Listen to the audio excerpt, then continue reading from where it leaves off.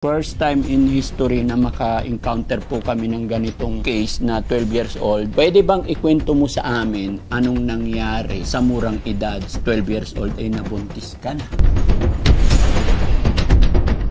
Nay, totoo ba yung natumbong sa amin ng taong lumapit sa amin, kalagayan ng anak niyo na nabuntis siya nung grade 6 pa lang? Nag-aaral po siya nung malalaman ko kung hindi. Pero kahit po sinong magulang magagalit. Pag wala po ako noon, nagharap po kami sa munisipyo, sa barangay, pa-pulis pa nga po ako. Sana po huwag niyo akong tularan, maaga po akong nagkaanak. Mahirap po sa maging batang ina po. Hindi pa po natin alam yung mga bagay-bagay na pinapasok po natin.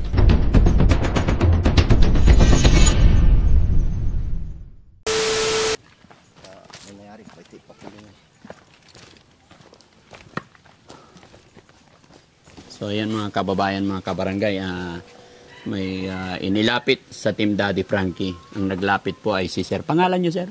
Mel Pesa po. Sir Mel, magandang umaga sa iyo. Magandang umaga. Totoo ba yung sinabi or nakarating sa amin na yung inilalapit mo isa 12 years old na nabuntis? Opo. Nabuntis siya 12 years old? Grade 6 po siya nung...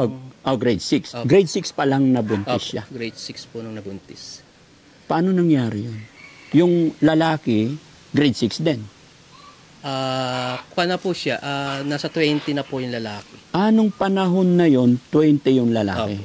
Ang bata, grade 6. Grade 6. Nabubuntis na ba yung grade 6 mga kababayan? No? So, although mga kababayan, wala tayong idea pa as of now, base lang po yun sa mga natanggap naming parating. At si Sir po, Sir Mel, ang naglapit sa amin. Nilapit niya sa asawa ni Boss Ed. And then, eto mga kababayan, nandito na po kami sa harapan ng bahay na inilalapit ni Sir sa Team Daddy Frankie. Kaya naman mga kababayan, samahan niyo po ko para makausap natin. At syempre mga kababayan, bago kami nagpunta dito, kasama natin ang barangay captain ng Barangay Imelda. Syempre para sa security rin natin at para sa kaayusan at kaligtasan ng lahat. Mga kababayan, magandang umaga. Dire-diretso tayo sa video. Pero syempre, bago po magpatuloy ay magpapaalala po si Daddy Frankie sa mga nanay dyan, laging patnubay ng magulang para sa mga anak natin, lalong-lalo na sa mga minor. Sa kagaya ng nangyaring ito, hindi ako makapaniwala na 12 years old pa lang ay mabubuntis na pala. No? Pero ang masama nun, Sir, underage, tapos yung bata, underage pa rin, masasabi kung 20. Opo. Diba 21 ang nan sa lalaki? Opo. Parang, garo po, nagkaibigan yung dalawa. Pero bata pa. Ayun nga po. Ano nyo sila? Kapitbahay o ano? Kapitbahay po. Kapitbahay. Anong barangay to, Sir? Sitio Legua po, saka po to ng Barangay Pag-asa, Orani. Barangay Pag-asa, Orani. Okay, so tutuloy lang ako. No? So ayan mga kababayan. Hello po, magandang morning. Ay. Pasok po kayo. Pwede akong tumuloy? Pwede po. Sige. One po. Sige, salamat. Upo ka. Anong ginagawa mo dito ngayon? Nagtutupin po ng damit. Okay. Anong pangalan mo? Chris Ann po. Chris Ann. So, tama ba yung sinabi nila na nabuntis ka 12 years old pa lang ikaw? Opo. Grade 6 pa lang po ako. Okay. Paano nangyari? Sorry hindi ko alam mga kababayan, mga kabarangay. First time in history na maka-encounter po kami ng ganitong case na 12 years old. Although may mga nababalita-balitaan na ako noon, pero ngayon eto, mga kapanayam natin si Ann. Ano apelyido mo? De Leon po. Paano ngayon nag-aaral ka pa? Opo. Ann De Leon. Pwede bang ikwento mo sa amin anong nangyari at paano ka sa murang edad, 12 years old, ay nabuntis ka na? Nag-aaral po kasi ako noon. Tapos, nakilala ko po siya sa Facebook. Tapos po, nagkita po kami. Tapos po, sa bahay po nila kami pumupunta. Tapos po, doon po may nangyari. Tapos po, di naman po namin inaasahan. Nabuntis po ako. Ilang taon yung lalaki? Ano po, nasa 19 or 20 po. Okay. So, niligawan ka niya at the age of 12? Opo, sa Facebook po. Sa Facebook ka lang niligawan. Opo. Tapos pumasyal ka sa bahay nila. Opo, nagkita po kami. Nagkita kayo. Gaano kadalas pagkikita nyo, ikaw pumupunta mismo sa bahay nila? Opo. Hindi siya pumupunta sa bahay ninyo? Hindi po, kasi hindi po alam ng magulang. Nilihim ninyo. So, ito bahay nyo to? Nakikitira lang po. Kaninong bahay po ito? Sa kakilala po ng tatay ko. Kaibigan ng tatay mo? Opo. Ang nanay mo nasaan? Naglalaba po. Sa ngayon, wala siya rito? Andyan po. Nasaan? Andun po sa Melito. Okay. Ano naging, siyempre, kahit anong tago natin, lahat sisingaw at lalabas. Opo. Ano ba naging reaksyon ng nanay mo nung nalaman niyang nabuntis ka? Nagalit po. Tapos, sa sobrang galit po ng mga kapatid ko, nasuntok po ng kuya ko yung lalagyanan namin ng damit. Tapos, binaba po nila ako. Sobrang galit po, gusto po pakulong yung partner ko. Punta po kami sa munisipyo. Tapos, sinalaysay ko po dun lahat ng nangyari. Opo. Tapos, di pinatawag po yung kamag-anak namin, tapos yung kamag-anak niya. Opo. Napag-usapan po na pananagutan na lang po ko. Hindi na po pakukulong kasi nangyari na daw po. Wala na daw pong magagawa.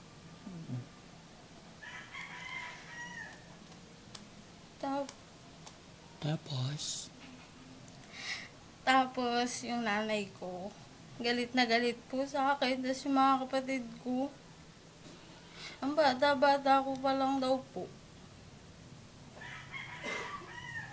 So, kumusta na kayo ngayon ng partner mo? Okay naman po. Magsasama po kami dito. Dito. Okay na. Pinanagutan naman na. Opo. Okay.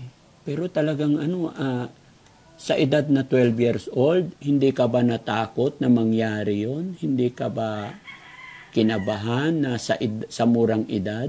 Naintindihan mo na ba yung mga bagay-bagay na yun?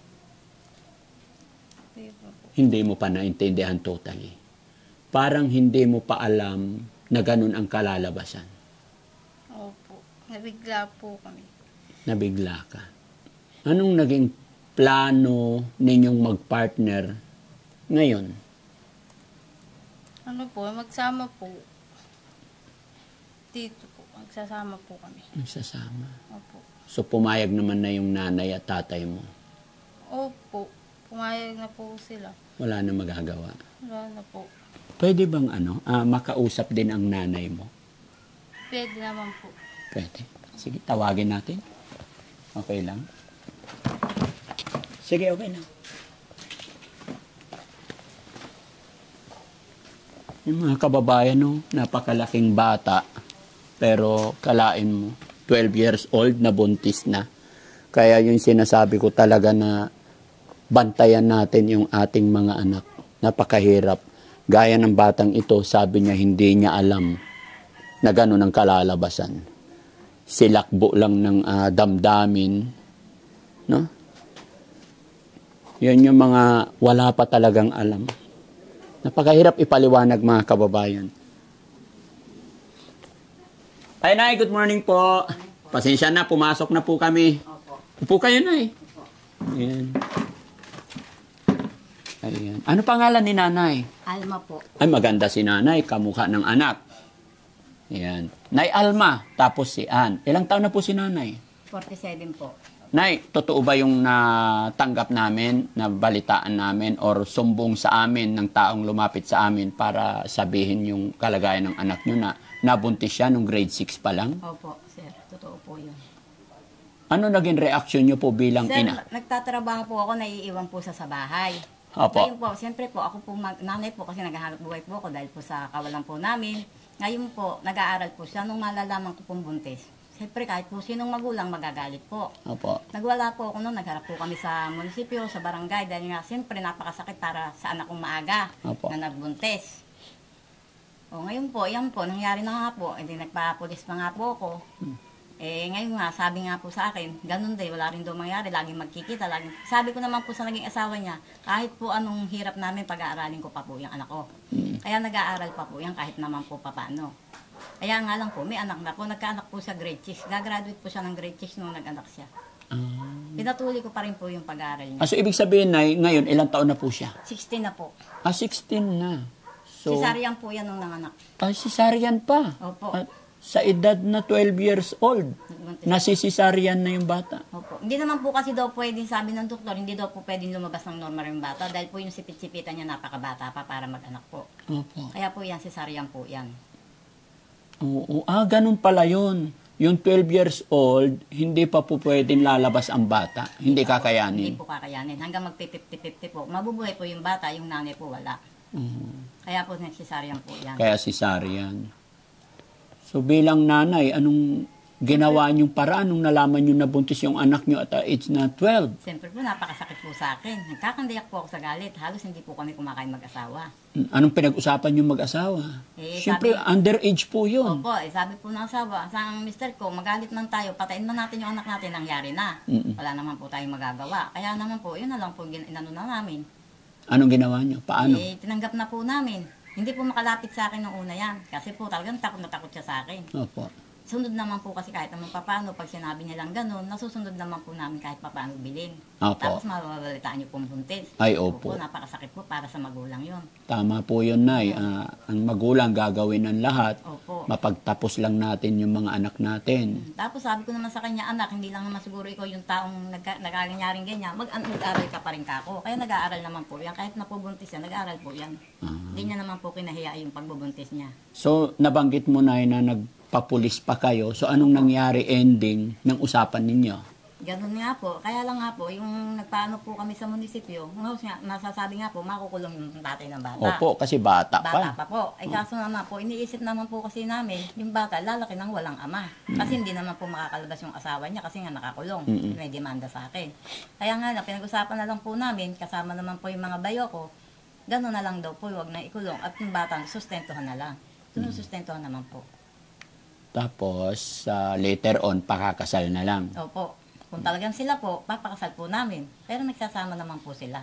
Kumusta naman ang pagsasama? Okay naman ho. Maayos naman ho. Salamat sa Andyan Panginoon. naman po yung biyanan niya. Malapit lang po. Malapit lang din dito. Opo, ayan po. Kakabila lang po kayo ng daan. Biyanan niya na po yun. Bahay ng biyanan niya. Opo. Lagi naman po nandun yung anak niya rin. Pagala po sa amin, tulad nga po, wala niya, nasa biyanan niya po siya, yung anak niya. Mabait naman po yung naging biyanan niya, wala naman po kami problema. Kahit po sa asawa. Mabait ang biyanan. Mabait. Balain nyo. Oo, mabait ng balay po. Wala naman. Kumusta naman ang manugang nyo? Okay naman ho.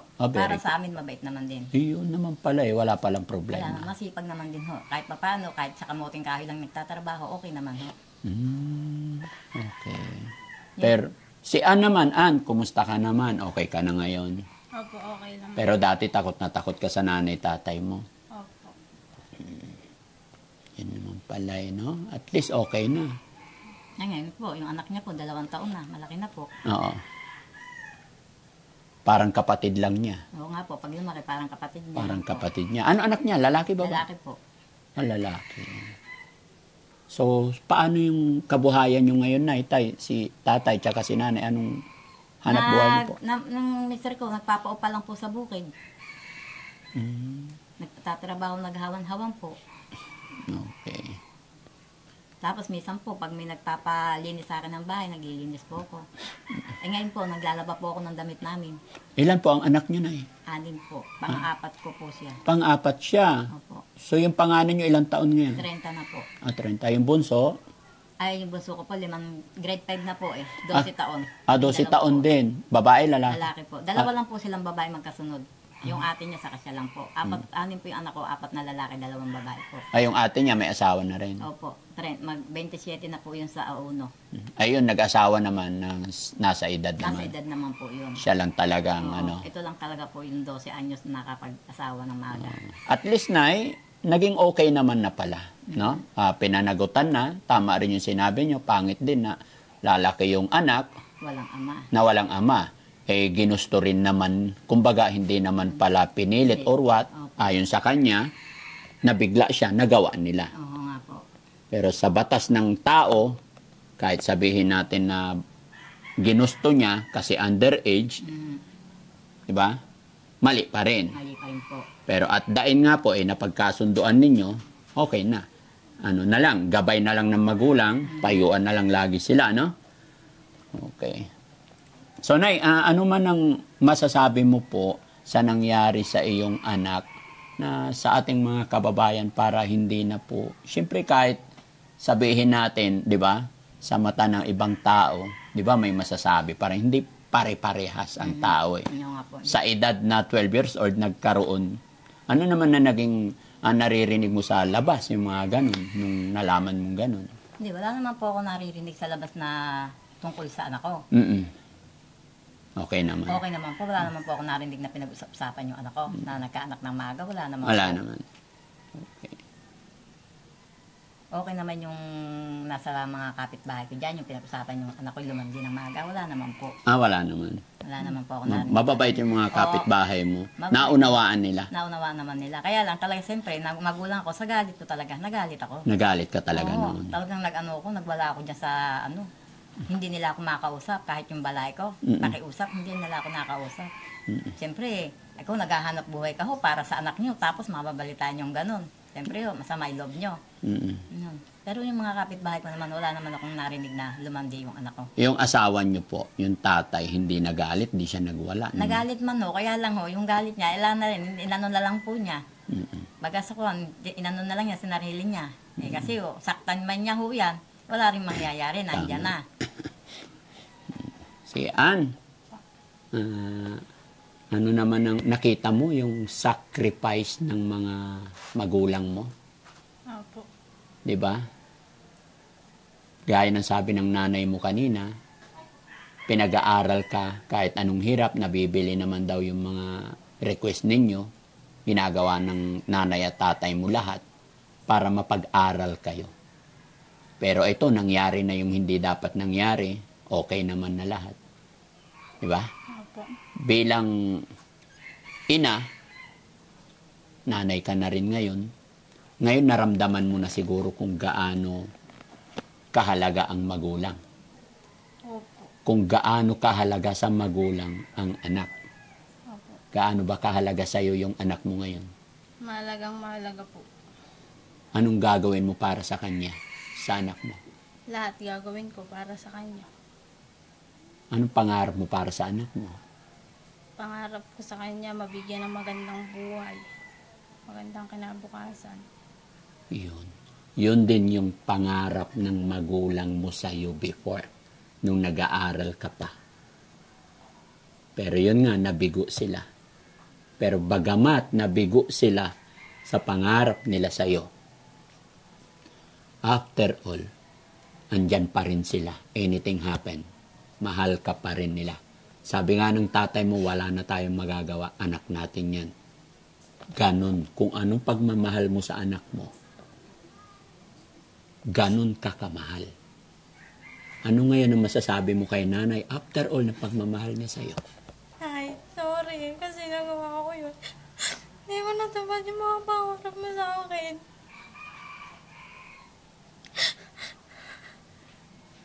Pero, nakangako ko sa'yo, hanggat kaya ko mag-aral, magtatapos ako.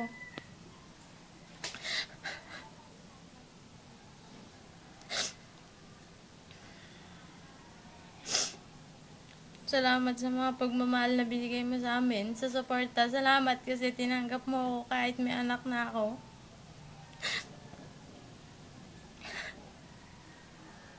Napakabait ng nanay mo kasi yung iba-ibang nanay, pag nangyari ganyan, tinatakwil talaga nila yung anak nila eh. No? Opo. Sa tatay mo, mapapanood niya tong video na to. Anong mensahe mo sa tatay mo? Tay, maraming salamat sa sakripisyo. Maraming salamat natanggap niyo ako.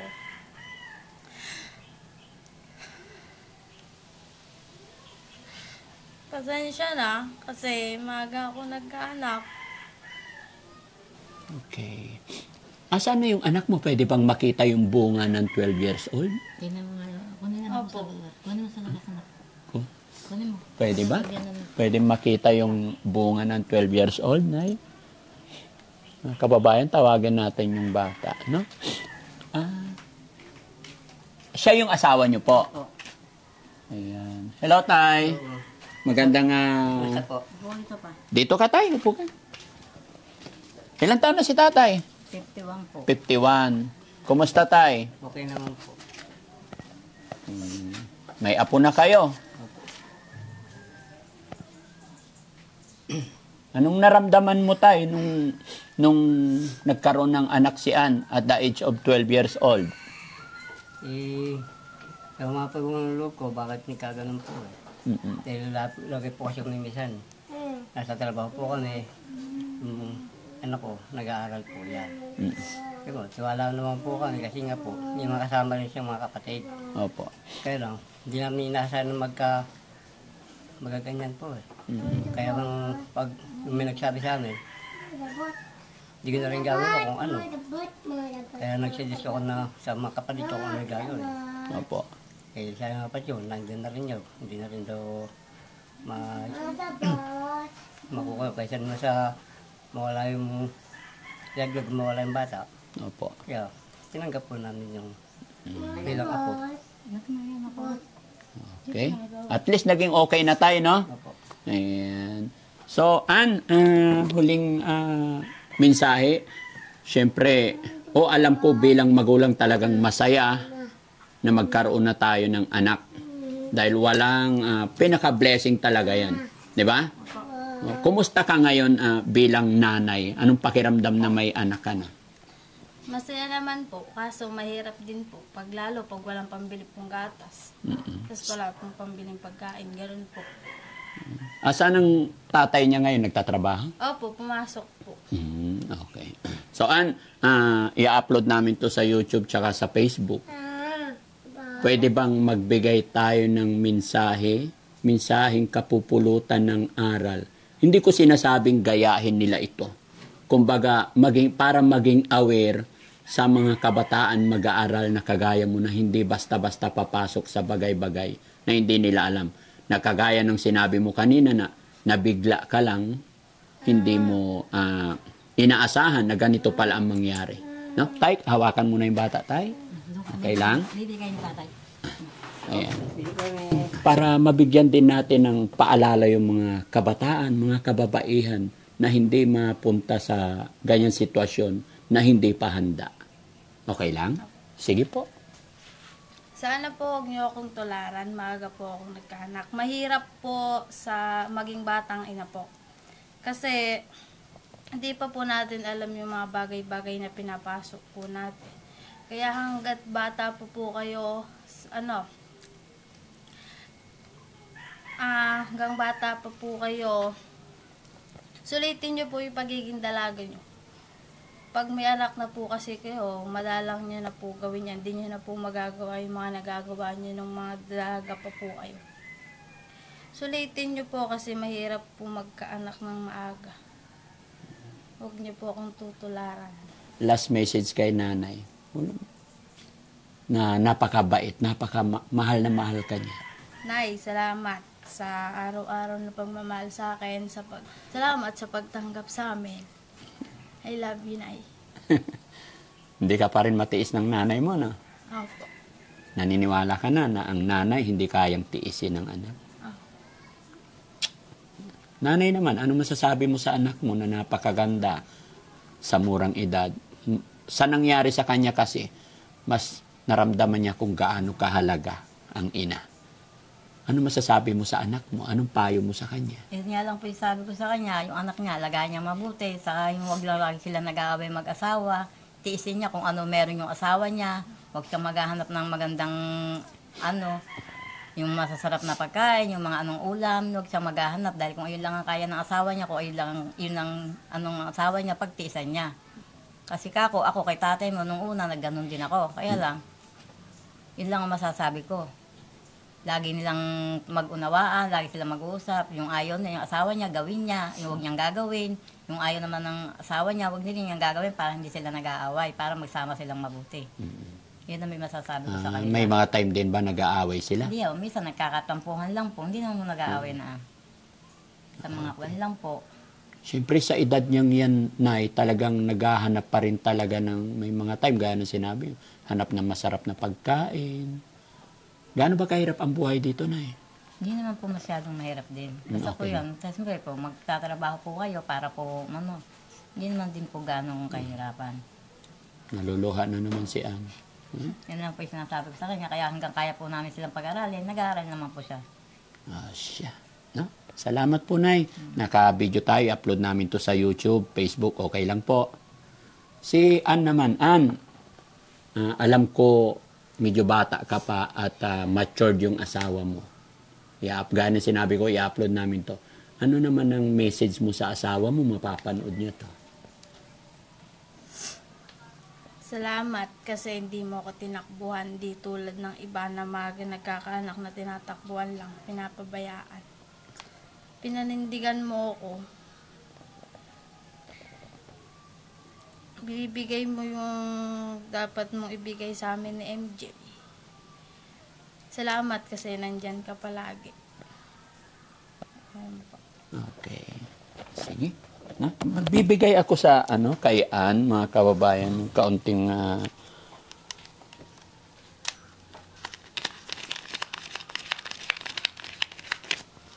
Ann, sabi mo kasi minsan walang panggatas yung anak mo. May 5,000 ako. Sana makatulong to sa inyo. Apo. Tanggapin mo. Ingatan mo yung perang yan para sa pamilya mo. Para sa inyo. Apo. Bibili po ito ng gatas, saka po pangangailangan ng anak ko. Okay. Lagi ka lang magpipray. Hindi porkit nagkaroon ka ng anak sa murang edad ay wala nang magandang future. Hindi. Yung mga nangyayari sa inyo, kumbaga, pagsubok yan. Although, nagkamali nga kayo. Pero sa nangyari sa inyo, dapat mas maging matatag kayo. Huwag kayong mag-aaway mag-asawa. Pag-usapan ninyo. Pag napapagod siya or napapagod ka, or may mga bagay-bagay na hindi mo nagustuhan, balikan nyo na lang yung magagandang simula ninyo. Yung pangako ninyo sa isa't isa. Na dapat doon kayo mag-focus. Ganon talaga magpamilya. Kailangan panindigan mo kasi ginawa ninyo yan. Andyan na yan, gaya na sinabi ng nanay mo. Kaya nyo yan, basta lagi kayong magdarasal. Magsikap, maging masipag. Sabi ng nanay mo, tutulungan pa naman nila kayo sa pag-aaral, kaya hanggat maaari, magtapos ka pag-aaral, no? Apo. At hanggat maaari, hindi mo na masundan hanggat hindi ka makapagtapos ng pag-aaral. No? Mabuti, hindi pa nasusundan yung anak nyo. Gamot ko po siya, sir. Hmm. May family planning ko po siya. Yes. Oh. At least nandyan si nanay na gumagabay, no? Kasi wala pa talaga yan, eh. Marami pa silang pagdadaanan, pag-aaralan. Kaya napaka-importante yung gabay ng biyanan mo. Lagi mo susundin din yung payo ng biyanan mong lalaki at babae. Ano? Apo. Okay, so yun lang. No? Yan mga kababayan, mga kabarangay, maraming salamat po. At sana po ang bidyong ito ay magiging aware sa mga kabataan na hindi tayo pwedeng magpadalos-dalos. Maraming salamat mga kababayan. God bless po and magandang araw po sa atin lahat. Bye-bye po. Sige po. Sige po. Si nanay. Oh, nay, lapit ka, nay.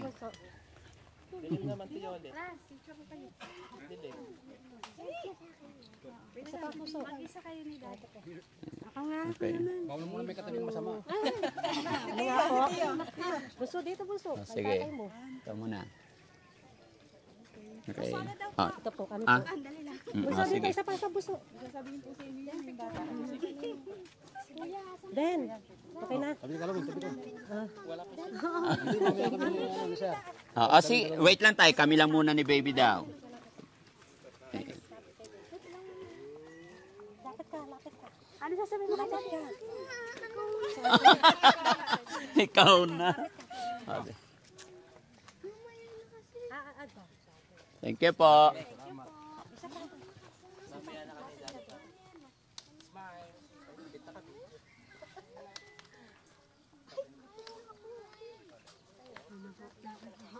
Thank you po. Sige, sir.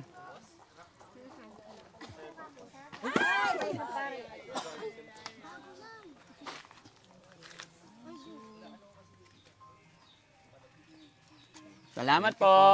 Thank you po. Ah, sige. Oy, bay kuya, halika.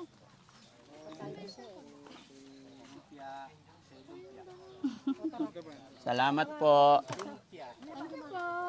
Ah, isa pa. Sige po. Malapit tatay siya. Maraming kaya.